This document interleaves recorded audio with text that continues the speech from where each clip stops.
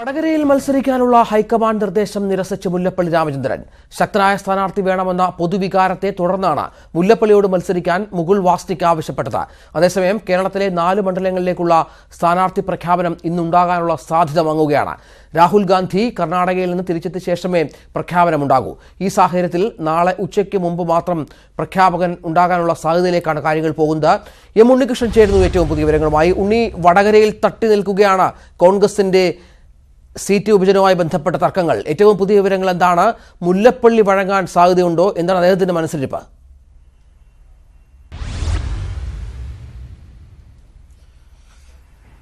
രഞ്ജിത്ത്, ഒന്നിനു പിന്നാലെ മറ്റൊന്ന്. അതായത് വയനാട്ടിൽ കഴിഞ്ഞ തർക്കം ഇപ്പോൾ വടകരയിലെത്തിയിരിക്കുന്നു. വടകരയിൽ യഥാർത്ഥത്തിൽ തർക്കമല്ല, മറിച്ച് ആരാകും കരുത്തുറ്റ സ്ഥാനാർത്ഥി എന്നതിലെ അനിശ്ചിതത്വമാണ് കോൺഗ്രസിനെ വലിയ രീതിയിൽ തന്നെ പ്രതിസന്ധിയിലാക്കിയിരിക്കുന്നത്. ഇതിനകം തന്നെ അവശേഷിക്കുന്ന 4 മണ്ഡലങ്ങളിലേക്കുള്ള പേരുകൾ രാഹുൽ ഗാന്ധിയുടെ പരിഗണനയ്ക്കായി സമർപ്പിച്ചിട്ടുണ്ട്. സംസ്ഥാനത്തിന്റെ ചുമതലയുള്ള ACC general secretary Mukul Wasnik മുഖേനയാണ് ഈ പേരുകൾ സമർപ്പിച്ചിരിക്കുന്നത്. എങ്കിലും വടകര നിലവിൽ സമർപ്പിച്ചിരിക്കുന്ന പേര് അത്ര കണ്ട് വലിയ മത്സരം ഉയർത്താൻ പ്രാപ്തിയുള്ളവരുടെ അല്ല എന്നൊരു വിമർശനവും പൊതുവിലയിരുത്തലുമൊക്കെയാണ് ഉയരുന്നത്. ഈ ഒരു സാഹചര്യത്തിലാണ് മുല്ലപ്പള്ളിക്ക് മേൽ മത്സരിക്കാനുള്ള സമ്മർദ്ദം ശക്തമാകുന്നത്. വയനാട് മണ്ഡലത്തിൽ അതേസമയം ഉമ്മൻചാണ്ടിയുടെ വലിയ കടുംപിടുത്തത്തിനൊടുവിൽ A ഗ്രൂപ്പിന് സീറ്റ് ഉറപ്പായിരിക്കുന്നു. T സിദ്ദിഖ് അവിടെ സ്ഥാനാർത്ഥിയാകും. ആറ്റിങ്ങലിൽ അടൂർ പ്രകാശും ആലപ്പുഴയിൽ ഷാനിമോൾ ഉസ്മാനും എത്തും. വടകരയിലേക്ക് വരികയാണെങ്കിൽ അവിടെ വലിയ പ്രതിസന്ധിയായിരിക്കുന്നത് നിലവിൽ സമർപ്പിച്ചിരിക്കുന്ന പേരുകൾ സംബന്ധിച്ച് തന്നെയാണ്. നേരത്തെ വിദ്യാ ബാലകൃഷ്ണന്റെ പേര് വന്നു. കഴിഞ്ഞ തിരഞ്ഞെടുപ്പ് സമിതി യോഗത്തിൽ ആ പേര് ഒടുവിൽ ഒഴിവാക്കപ്പെട്ടു. അതിനുശേഷം ഇപ്പോൾ പ്രവീൺ കുമാറിന്റെ പേര് വന്നിട്ടുണ്ട്. ഒപ്പം തന്നെ മറ്റു ഒരു പേര് കൂടി വന്നിട്ടുണ്ട്. ഈ 2 പേരുകളും പരിഗണിക്കുകയാണെങ്കിൽ വലിയൊരു മത്സരത്തിനുള്ള സാധ്യതയില്ല എന്നൊരു വിമർശനം തന്നെയാണ് ഉയരുന്നത്. അതുകൊണ്ട് തന്നെ മുല്ലപ്പള്ളി മത്സരിക്കണമെന്ന ആവശ്യവുമായി രംഗത്തെത്തിയിരിക്കുന്നത് കേരളത്തിൽ നിന്ന് തന്നെയുള്ള നേതാക്കളാണ്. കേരളത്തിൽ നിന്നുള്ള നേതാക്കൾ വളരെ ശക്തമായി VM സുധീരൻ അടക്കമുള്ളവർ ഹൈക്കമാൻഡിനെ വിളിച്ച് അറിയിച്ചിരിക്കുന്നത് മുല്ലപ്പള്ളി മത്സരിച്ചാൽ മാത്രമേ വടകര മണ്ഡലം നിലനിർത്താൻ കഴിയൂ എന്നുള്ളതാണ്. ഈ ഒരു സാഹചര്യത്തിൽ രാഹുൽ ഗാന്ധിയുടെ തീരുമാനമാണ് വളരെ നിർണായകമായി മാറാൻ പോകുന്നത്. രാഹുൽ തീരുമാനിച്ചു കഴിഞ്ഞാൽ വലിയ സമ്മർദ്ദം ചെലുത്തിയാൽ മുല്ലപ്പള്ളി മത്സരിക്കാൻ എത്തുമോ എന്നാണ് അറിയേണ്ടത്. മുകുൾ വാസ്നിക് ഇന്ന് വൈകുന്നേരം തന്നെ അദ്ദേഹത്തെ വിളിച്ചുകൊണ്ട് മത്സരിക്കണമെന്ന് ആവശ്യപ്പെട്ടിരുന്നു. എന്നാൽ മുല്ലപ്പള്ളി നിലപാടിൽ ഉറച്ചു നിൽക്കുകയാണ്. ഇന്നിപ്പോൾ രാഹുൽ രാത്രി തിരിച്ചെത്തിയാൽ ഒരുപക്ഷെ ഈ പേരുകൾ പരിഗണിച്ചുകൊണ്ട് തീരുമാനമുണ്ടാകാം. അല്ലെങ്കിൽ തീരുമാനം നാളെ ഉച്ചയോടുകൂടിയേ പ്രതീക്ഷിക്കാൻ കഴിയൂ. ശരി ഉണ്ണി. ഫെബ്രുവരി 20 മുൻപ് സ്ഥാനാർത്ഥികളെ പ്രഖ്യാപിക്കും. എല്ലാവരെയും അമ്പരപ്പിച്ച് ഇങ്ങനെ പ്രഖ്യാപിച്ച മുല്ലപ്പള്ളി സ്വന്തം മണ്ഡലത്തിലെ സ്ഥാനാർത്ഥിയെ തീരുമാനിക്കാനാകാതെ മാർച്ച് 18 ഡൽഹിയിൽ തുടരുകയാണ്. ഹൈക്കമാൻഡിന് പോലും തീർക്കാനാകാത്ത പ്രതിസന്ധിയാണ് കോൺഗ്രസ് നേരിടുന്നത്. സ്ഥാനാർത്ഥി നിർണയ ചർച്ച വളരെ പെട്ടെന്ന് ഞങ്ങൾക്ക് പൂർത്തിയാക്കേണ്ടതായിട്ടുണ്ട്. ഫെബ്രുവരി 20 സ്ഥാനാർത്ഥിയെ പ്രഖ്യാപിക്കുമെന്ന് ആദ്യം, പിന്നീടത് ഫെബ്രുവരി 25 മുമ്പും ശേഷവുമെല്ലാമായി. 20-നും 25-നും മുമ്പ് സ്ഥാനാർത്ഥി നിർണയം പൂർത്തിയാക്കാൻ സാധിക്കുന്ന പ്രത്യാശയാണ് ഞങ്ങൾ. അതിനനുസരിച്ചാണ് കാര്യങ്ങൾ നീക്കുന്നത്. ഫെബ്രുവരി 25 കൊടുക്കണമെന്നാണ് പറഞ്ഞിട്ടുള്ളത്. പക്ഷേ ജാഥ 28 തീയതി വരെ ഉള്ളതുകൊണ്ട് കുറച്ചൊരു ഫസ്റ്റ് വീക്കോട് കൂടി ഞങ്ങൾ തീരുമാനമെടുക്കും സ്ഥാനാർത്ഥികളെ സംബന്ധിച്ച്. ഏറ്റവും ഒടുവിലിതാ ഇന്ന് വൈകിട്ട് സ്ഥാനാർത്ഥികളെ പ്രഖ്യാപിക്കുമെന്ന് ഉച്ചയ്ക്ക് മുല്ലപ്പള്ളി പറഞ്ഞു. ഇന്ന് വൈകുന്നേരത്തോടുകൂടി പ്രഖ്യാപനമുണ്ടാകുമെന്ന പ്രതീക്ഷയാണ് ഞങ്ങൾക്കെല്ലാം തന്നെ ഉള്ളത്. ഹൈക്കമാൻഡിൽ ഞങ്ങൾ അന്ന് തന്നെ വിട്ടല്ലോ. 4 സീറ്റ് ഹൈക്കമാൻഡ് വിട്ടു എന്ന് പറഞ്ഞില്ലേ? ആ തീരുമാനം ഇന്ന് അനൗൺസ് ചെയ്യും. പതിവ് പോലെ ഈ പ്രഖ്യാപനവും നടപ്പായില്ല. കോൺഗ്രസിന് ഏറെ നിർണായകമായ തെരഞ്ഞെടുപ്പിലാണ് ഗ്രൂപ്പ് പോലും നേതാക്കളുടെ ഇഷ്ടക്കാരെ തിരുകാനുള്ള മത്സരവും മൂലം ഈ പ്രതിസന്ധി ഉടലെടുത്തത്. ഹൈക്കമാൻഡിന് പോലും പലയിടത്തെയും തർക്കം തീർക്കാനാകുന്നില്ല. ഇഷ്ടക്കാർക്ക് സീറ്റ് ഒപ്പിക്കുന്നതിലപ്പുറം ജയസാധ്യത പോലും പലയിടത്തും പരിഗണിച്ചില്ലെന്ന ആക്ഷേപം കോൺഗ്രസ് പ്രവർത്തകർക്കിടയിൽ സജീവമാണ്. സ്ഥാനാർത്ഥികളുടെ പേര് ചേർക്കാൻ ഒഴിച്ചിട്ട ചുവരെഴുത്തുകൾ പോലും എതിരാളികൾക്ക് പരിഹസിക്കാനുള്ള കാരണമായി മാറി. ഫെബ്രുവരി 20 മുമ്പെന്ന് പറഞ്ഞ പട്ടിക മാർച്ച് 20 മുമ്പെങ്കിലും എത്തുമോ എന്ന കാത്തിരിപ്പിലാണ് കോൺഗ്രസ് പ്രവർത്തകരിപ്പോൾ. Election desk, news 18. കോൺഗ്രസ് സ്ഥാനാർത്ഥി നിർണയത്തിലെ ഗ്രൂപ്പ് തർക്കത്തിൽ അതൃപ്തി പരസ്യമാക്കി VM സുധീരൻ. ഗ്രൂപ്പ് തർക്കം ജനങ്ങളുടെ മനസ്സ് പഠിപ്പിക്കുന്നു. തെരഞ്ഞെടുപ്പിൽ കോൺഗ്രസിന് അനുകൂലമായിരുന്ന രാഷ്ട്രീയ സാഹചര്യം ഗ്രൂപ്പുകൾ തമ്മിലടിച്ച് ഇല്ലാതാക്കുന്നു. സ്ഥാനാർത്ഥി നിർണയം വൈകുന്നതിൽ വേദനയുണ്ടെന്നും സുധീരൻ പറഞ്ഞു. ഗ്രൂപ്പ് അതിപ്രസരവും ഗ്രൂപ്പ് അടിസ്ഥാനത്തിലുള്ള വിലപേശലും ഗ്രൂപ്പ് കടുംപിടുത്തവും മൂലം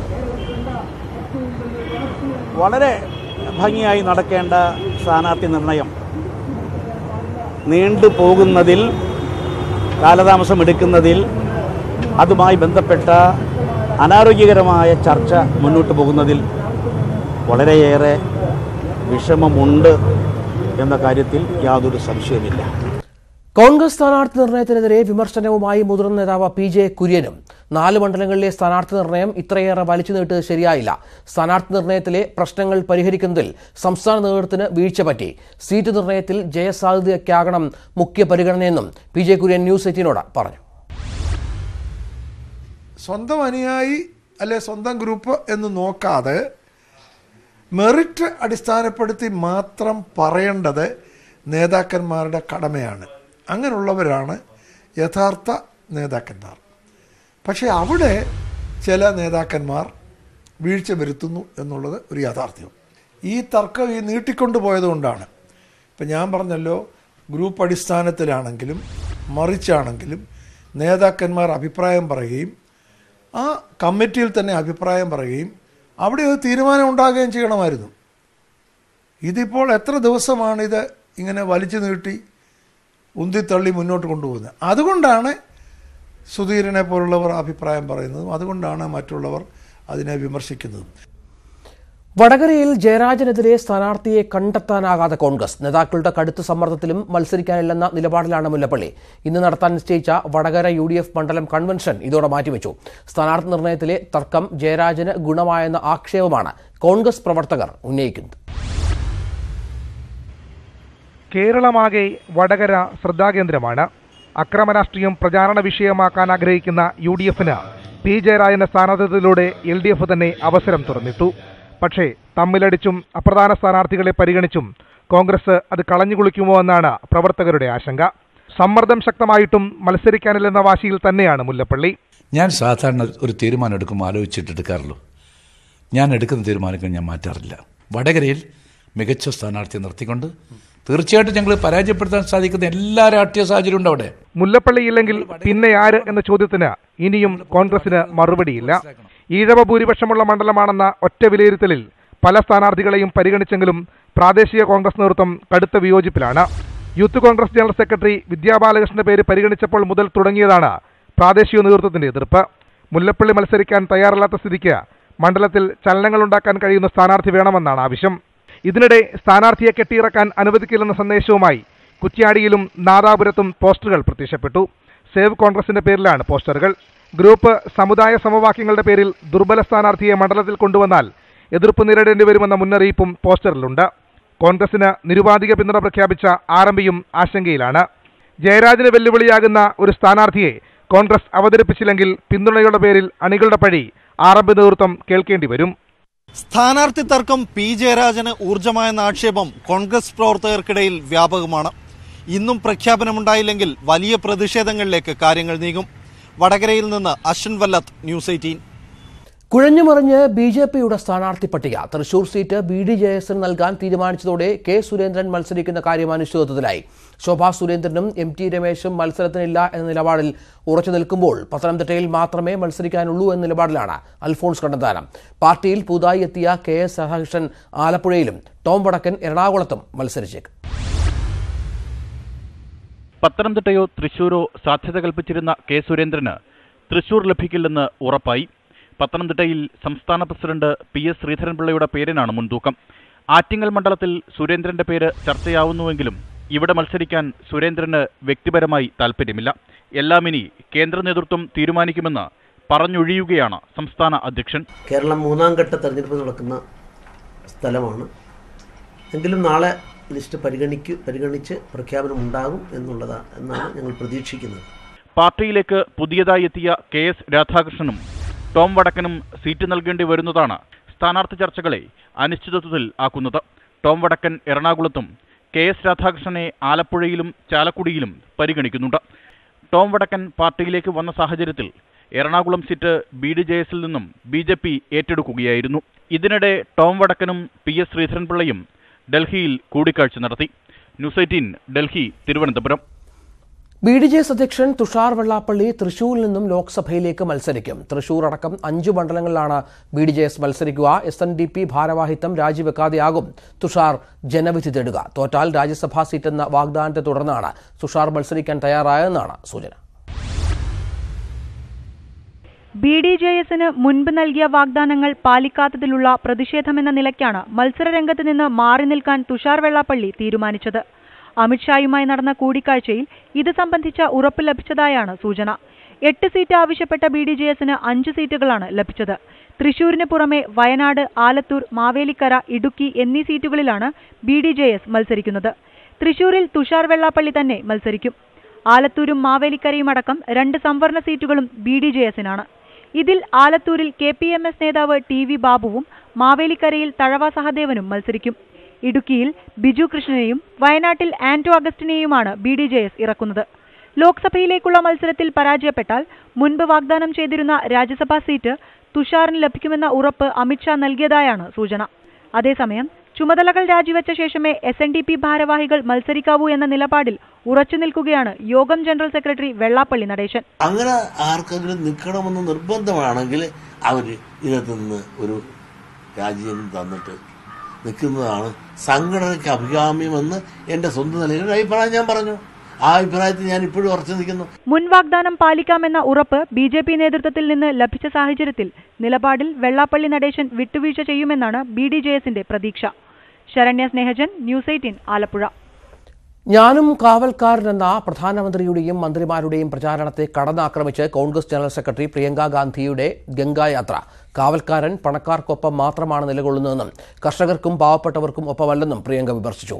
140 കിലോമീറ്റർ പിന്നിട്ട് ബോട്ട് യാത്ര ബുധനാഴ്ച പ്രധാനമന്ത്രി നരേന്ദ്രമോദിയുടെ മണ്ഡലമായ വാരണാസിയിൽ എത്തും.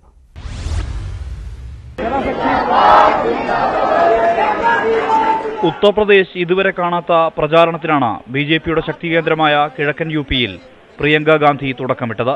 ഗംഗാമാതാവ് വിളിച്ചതുകൊണ്ടാണ് താൻ വാരണാസിയിൽ എത്തിയതെന്ന് 2014 തെരഞ്ഞെടുപ്പ് വേളയിൽ നരേന്ദ്രമോദി പ്രസംഗിച്ചിരുന്നു. അതേ ഗംഗ തന്നെയാണ് പ്രിയങ്കയും പ്രചാരണ വിഷയമാക്കുന്നത്. 3 ദിവസം നീണ്ടു നിൽക്കുന്ന പര്യടനത്തിൽ അലഹാബാദ് മുതൽ വാരണാസി വരെയുള്ള 140 കിലോമീറ്റർ ദൂരം പ്രിയങ്ക ബോട്ടിൽ സഞ്ചരിക്കും. ഗംഗയുടെ കരകളിലുള്ള ജനങ്ങളോട് സംവദിക്കുന്നതോടൊപ്പം ഗംഗയുടെ ശോച്യാവസ്ഥ മുഖ്യ പ്രചാരണ വിഷയമാക്കുകയാണ് ലക്ഷ്യം. അലഹാബാദിലെ ഡുണ്ടുമാഘട്ടിൽ അഭിസംബോധന ചെയ്യവേ പ്രിയങ്ക ഗാന്ധി പ്രധാനമന്ത്രി നരേന്ദ്രമോദിക്കെതിരെ രൂക്ഷ വിമർശനം ഉന്നയിച്ചു. കാവൽക്കാരൻ പണക്കാർക്കൊപ്പം മാത്രമാണ് നിലകൊള്ളുന്നതെന്നും കർഷകർക്കും പാവപ്പെട്ടവർക്കും ഒപ്പമല്ലെന്നും മോദിയെ ലക്ഷ്യമിട്ട് പ്രിയങ്ക പറഞ്ഞു. ജനങ്ങൾക്കിടയിൽ ഭിന്നിപ്പുണ്ടാക്കാൻ അനുവദിക്കരുതെന്നും സമൂഹത്തിനല്ല ഭിന്നിപ്പുണ്ടാക്കാൻ ശ്രമിക്കുന്നവർക്ക് മാത്രമാണ് നേട്ടമെന്നും പ്രിയങ്ക പറഞ്ഞു. ഹോളി ആഘോഷത്തിന്റെ തലേദിവസമായ ബുധനാഴ്ച മോദിയുടെ മണ്ഡലമായ വാരണാസിയിൽ വലിയ പരിപാടികളോടെ യാത്ര സമാപിക്കും. ഇന്നലെ അലഹാബാദിലെത്തിയ പ്രിയങ്ക ഉത്തർപ്രദേശ് ജനതയ്ക്കായി കത്തെഴുതിയിരുന്നു. ജനാഭിപ്രായം തേടി അടിസ്ഥാനപരമായ മാറ്റം കൊണ്ടുവരികയാണ് ലക്ഷ്യമെന്നും പ്രിയങ്ക കത്തിൽ കുറിച്ചിരുന്നു. Election desk, news 18. നടി സുമലത മാണ്ഡ്യ മണ്ഡലത്തിലെ സ്ഥാനാർത്ഥിത്വം ഔദ്യോഗികമായി പ്രഖ്യാപിച്ചു. സ്വതന്ത്രയായിട്ടായിരിക്കും സുമലത അംഗത്തിനിറങ്ങുക. കോൺഗ്രസ് നേതാവ് MH അംബരീഷിന്റെ വിധവയാണ് അവർ. മുഖ്യമന്ത്രി HD കുമാരസ്വാമിയുടെ മകൻ നിഖിലാണ് കോൺഗ്രസ് JDS സഖ്യത്തിന്റെ സ്ഥാനാർത്ഥി.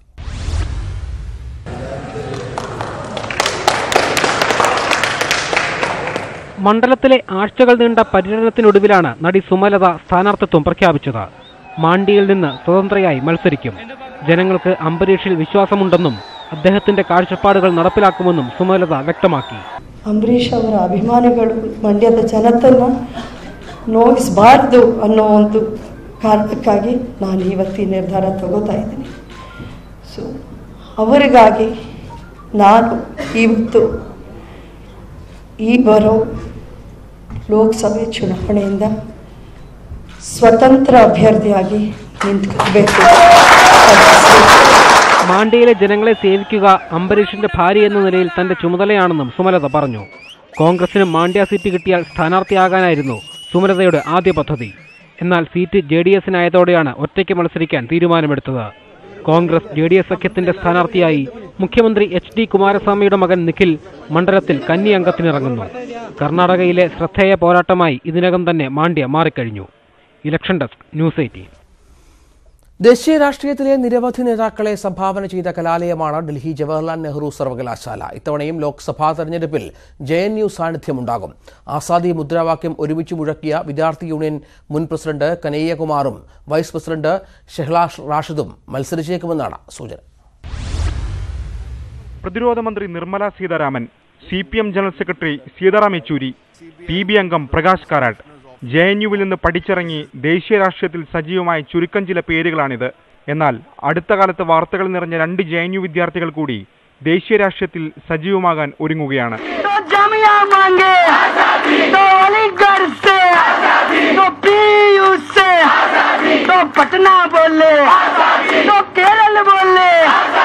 JNU വിദ്യാർത്ഥി യൂണിയൻ മുൻ പ്രസിഡന്റ് കനയ്യകുമാറും മുൻ വൈസ് പ്രസിഡന്റ് ഷഹല റാഷിദും. ബീഹാറിലെ ബെഗുസരായ് ലോക്സഭാ മണ്ഡലത്തിൽ നിന്ന് കനയെ മത്സരിപ്പിക്കാനാണ് CPI ബീഹാർ ഘടകത്തിന്റെ തീരുമാനം. എന്നാൽ സീറ്റ് നൽകാൻ സഖ്യത്തിന് നേതൃത്വം നൽകുന്ന RJD ഇതുവരെ തയ്യാറായിട്ടില്ല. RJD സീറ്റ് നൽകിയില്ലെങ്കിലും കേന്ദ്ര നേതൃത്വത്തിന്റെ പച്ചക്കൊടി കിട്ടിയാൽ ഒറ്റയ്ക്ക് മത്സരിക്കാമെന്നാണ് ബീഹാർ ഘടകത്തിന്റെ നിലപാട്.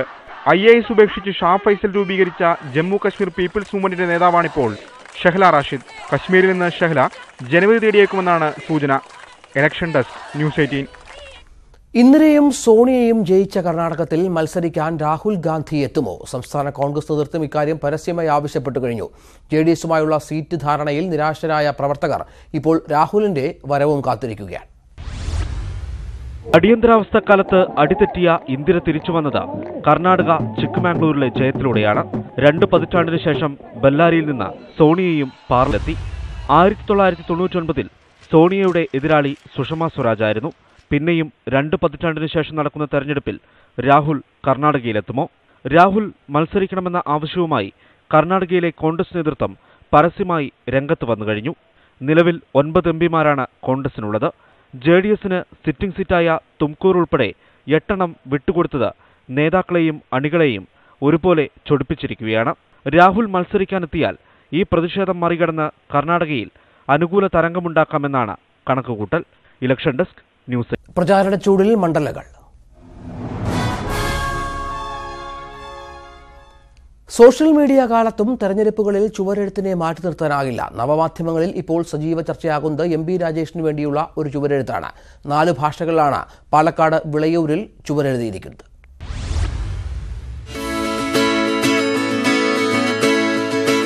മലയാളം അറിയാത്തവർക്കും വേണ്ടേ തെരഞ്ഞെടുപ്പ് ചൂട്? ഇതാ പാലക്കാട് വിളയൂരിലേക്ക് പോകാം. ഇംഗ്ലീഷിലും തമിഴിലും അറബിയിലുമെല്ലാം ഇവിടെ ചുവരെഴുതിയിരിക്കുന്നു. ഒപ്പം മലയാളത്തിലും. കുപ്പൂത്ത് സ്വദേശി അഷ്റഫാണ് ഈ ചുവരെഴുത്തിന് പിന്നിൽ. ഇടതുപക്ഷത്തോടും MP രാജേഷിനോടുമുള്ള ആരാധന കൊണ്ടാണ് സ്വന്തം നിലയിലുള്ള ചുമരെഴുത്തെന്ന് അഷ്റഫ്. പാർലമെന്റിലേക്ക് വിവിധ ഭാഷകൾ സംസാരിക്കുന്ന ജനപ്രതിനിധികൾ ചെല്ലുമ്പോൾ വിവിധ ഭാഷകൾ ഉണ്ടാകുന്നത് ഒരു നല്ലൊരു മുന്നേറ്റത്തിനും നല്ലൊരു പ്രചോദനം ഉൾക്കൊണ്ടുകൊണ്ട് ചെയ്യാന്നുള്ളൊരു താല്പര്യത്തിൽ വെച്ചിട്ടാണ് ഈ വിവിധ ഭാഷകൾ ഉപയോഗിക്കാനുള്ള ഒരു കാരണം. തെരഞ്ഞെടുപ്പ് സമയമായാൽ വ്യത്യസ്തമായി ചുമരെഴുതാൻ അഷ്റഫ് എല്ലായിടത്തും എത്തുമെന്ന് പാർട്ടി പ്രവർത്തകരും. അഷ്റഫിന് ശേഷം ഈ രംഗത്ത് വിളയൂരിൽ വന്ന കുറേയേറെ സഖാക്കളായിട്ടുള്ള ചുമരെഴുത്തുകാരും ആർട്ടിസ്റ്റുകളുണ്ട്. അവരെല്ലാം അവരവരുടെ മേഖലകളിൽ ഉയർന്നു പോയി. അഷ്റഫും ആ നിലയിൽ നിന്ന് നല്ല നിലയിൽ ഈ മേഖലയിൽ പ്രവർത്തിക്കുന്നതാണ്. എന്നാലും തിരഞ്ഞെടുപ്പ് വരുമ്പോൾ ഞങ്ങളതിലൊന്നും നിർബന്ധമില്ലെങ്കിലും ഇടതുപക്ഷ സ്ഥാനാർത്ഥികളുടെ വിജയത്തിന് വേണ്ടി എന്നും വരാറുള്ള ഞങ്ങൾക്കെല്ലാം പ്രിയങ്കരനായിട്ടുള്ള എഴുത്തുകാരനാണ് അഷ്റഫ്. ഇതര ഭാഷകളിലുള്ള പ്രചാരണം നാട്ടിലും സോഷ്യൽ മീഡിയയിലും ഹിറ്റായി. അറബിയിലുള്ള ചുവരെഴുത്ത് ചിത്രം മാത്രമെടുത്തുള്ള തർക്കവും സോഷ്യൽ മീഡിയയിൽ സജീവമാണ്. ന്യൂസ് 18 പട്ടാമ്പി. ആഭ്യന്തര ഭിന്നതകൾ അവസാനിപ്പിച്ച് കാസർഗോഡ് UDF സ്ഥാനാർത്ഥി രാജ്മോഹൻ ഉണ്ണിത്താൻ പ്രചാരണം തുടങ്ങി. കല്യാട്ടത്തി സ്ത്രീകളിൽ നിന്ന് തെരഞ്ഞെടുപ്പിന് കെട്ടിവെക്കാനുള്ള പണം ഏറ്റുവാങ്ങി. LDF സ്ഥാനാർത്ഥി KP സതീഷ് ചന്ദ്രന്റെ പ്രചരണം 10ാം ദിവസം പിന്നിട്ടു. കാസർഗോഡ് മണ്ഡലം പ്രചരണച്ചൂടിലേക്ക് നീങ്ങിക്കഴിഞ്ഞു.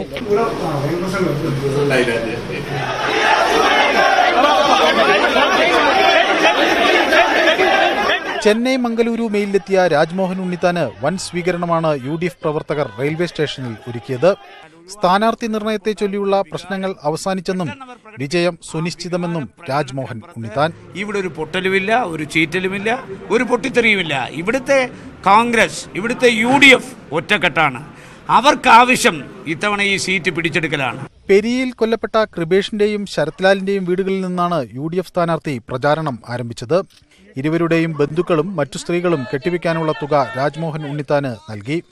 LDF സ്ഥാനാർത്ഥി സതീഷ് ചന്ദ്രനും തികഞ്ഞ ആത്മവിശ്വാസത്തിലാണ്. BJPയെ നിശ്ചയദാർഢ്യത്തോട് എതിർക്കാൻ കെൽപ്പുള്ള പ്രസ്ഥാനം ഇടതുപക്ഷമാണ്. തിരിച്ചറിവുണ്ട്.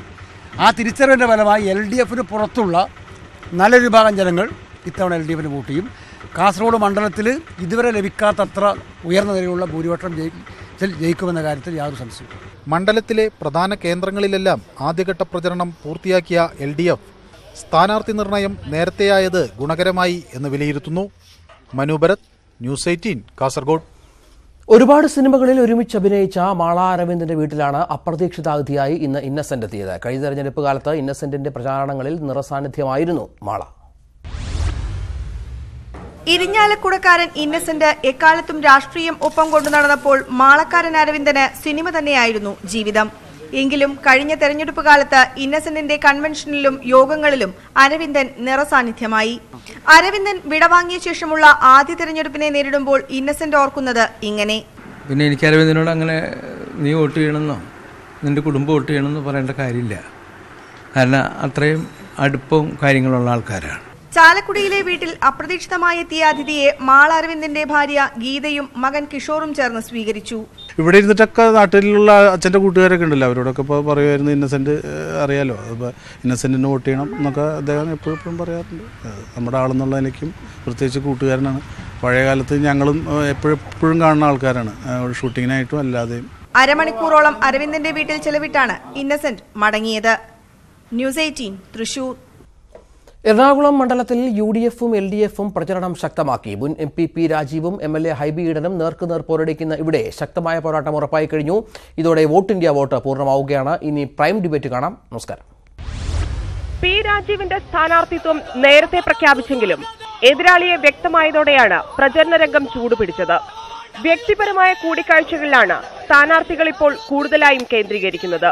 സിറോ മലബാർ സഭ ആർച്ച് ബിഷപ്പ് കർദിനാൾ ജോർജ് ആലഞ്ചേരിയെ കണ്ട് അനുഗ്രഹം തേടിയ ഹൈബി ഈഡൻ കൊച്ചിയിലുള്ള മാതാ അമൃതാനന്ദമയെയും കണ്ടു. പ്രമുഖ വ്യക്തികളെ നേരിൽ കണ്ടുകഴിഞ്ഞ രാജീവ് മണ്ഡലത്തിലെ പ്രമുഖ ക്യാമ്പസായ മഹാരാജാസിലെത്തി വോട്ട് തേടി. സംസ്ഥാനത്ത് തന്നെ ഏറ്റവും കടുത്ത പോരാട്ടം നടക്കുന്ന മണ്ഡലമായി മാറിയ എറണാകുളത്ത് BJP സ്ഥാനാർത്ഥി ആര് എന്നത് സംബന്ധിച്ച് അഭ്യൂഹം തുടരുകയാണ്. കോൺഗ്രസ് വിട്ട് ഈയിടെ BJPയിലെത്തിയ ടോം വടക്കനായിരിക്കും സ്ഥാനാർത്ഥിയെന്നാണ് ഒടുവിലെ വിവരം. സീറ്റ് നിഷേധിക്കപ്പെട്ട KV തോമസിന്റെ വിമത നീക്കത്തിൽ ഇടതു കേന്ദ്രങ്ങൾ പ്രതീക്ഷയർപ്പിക്കുന്നുണ്ടെങ്കിലും പ്രശ്നങ്ങൾ പരിഹരിച്ചതിലുള്ള ആശ്വാസത്തിലാണ് UDF. ന്യൂസ് 18 കൊച്ചി.